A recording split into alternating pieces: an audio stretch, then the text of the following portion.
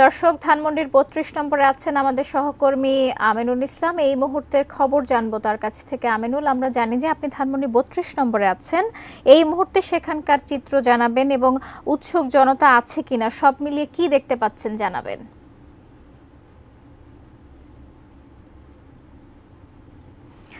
দর্শক, আমরা জানি যে ছাত্র জনতার ক্ষোভের আগুনে পোড়ানো হয়েছিল ধানমন্ডি ৩২ নম্বরের শেখ মুজিবুর রহমানের বাড়িটি। এই মুহূর্তে জানবো, এখনকার চিত্র জানবো আমাদের সহকর্মীর কাছ থেকে।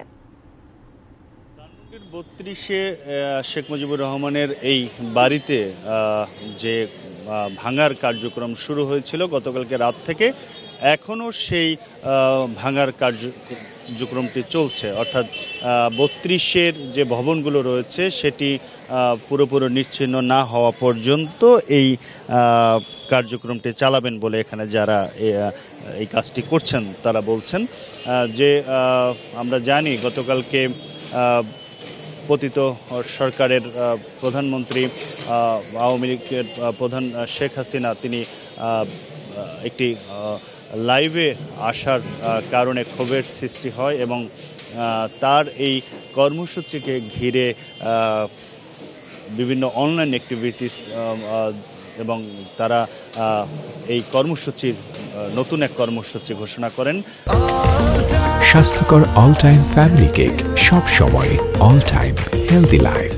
৩২-এর উদ্দেশ্যে বুলডোজার যাত্রা এবং একই সঙ্গে ইনকিলাব মঞ্চের পক্ষ থেকে এই কর্মসূচির ঘোষণা করা হয়। তারা এই কর্মসূচি আহ্বান করে, তারপরে বিভিন্ন জায়গা থেকে এর সমর্থনে এই কর্মসূচিতে তারা যুক্ত হন। সর্বশেষ আমরা দেখেছি বৈষম্যবৃদ্ধি ছাত্র আন্দোলনেরও কয়েকজন নেতা তারাও এর পক্ষে এই স্ট্যাটাস দেন এবং এরপরই এই রাত থেকে রাত ৮টায় ৩২ নম্বরে শেখ মুজিবুর রহমানের যে বাড়িটি সেখানে অসংখ্য মানুষ এখানে আসেন এবং বিপুল মানুষ এখানে এসে এই তারা রাতভর এই ভাঙার কর্মসূচিটি তারা করেন, যেটিকে তারা নাম দিয়েছেন বুলডোজার রোড টু মার্চ ৩২। সেই বুলডোজার কর্মসূচির অংশ হিসেবে এখনও আমরা দেখছি যে ভবনটির যেসব জায়গা রয়েছে সেগুলো ভাঙার কাজ করছে। এক্ষেত্রে এক্সকাভেটর ব্যবহার করা হচ্ছে।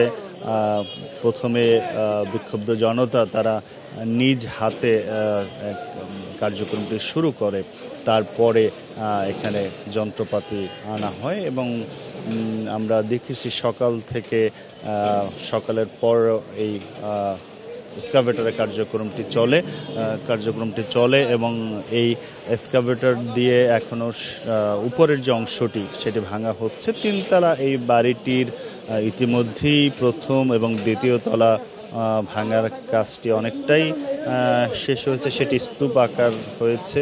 উপরের অংশটি এখন রয়েছে এবং সেটি ভাঙা হচ্ছে এবং অনেক উৎসুক মানুষ এখানে রয়েছেন যারা এই কার্যক্রমের সাথে অ্যাক্টিভিটিস্ট, যারা সমর্থক তারা যেমনটি রয়েছেন, এর বাইরেও উৎসুক অনেক জনতাও রয়েছেন যারা এর আগে এই জায়গাটিতে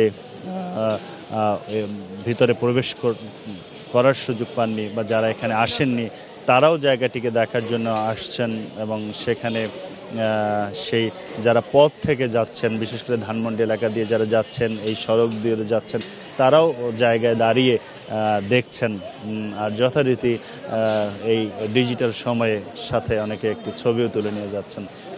সেই কার্যক্রমটি আসলে এখানে হচ্ছে। অর্থাৎ আমরা জানি যে গতকালকে যখন এই কর্মসূচিটি শুরু হয় তখন তারা বলেছিলেন যে এই ভবন নিশ্চিহ্ন না হওয়া পর্যন্ত তাদের কার্যক্রম চলবে এবং সেটি দেখা যাচ্ছে যে পুরো ভবনের যতগুলো অংশ রয়েছে সবগুলো ভাঙার কাজটি এখন হচ্ছে এবং কেউ আসছেন কেউ যাচ্ছেন, এরকম একটা অবস্থার মধ্য দিয়েই এই কার্যক্রমটি পরিচালিত হচ্ছে।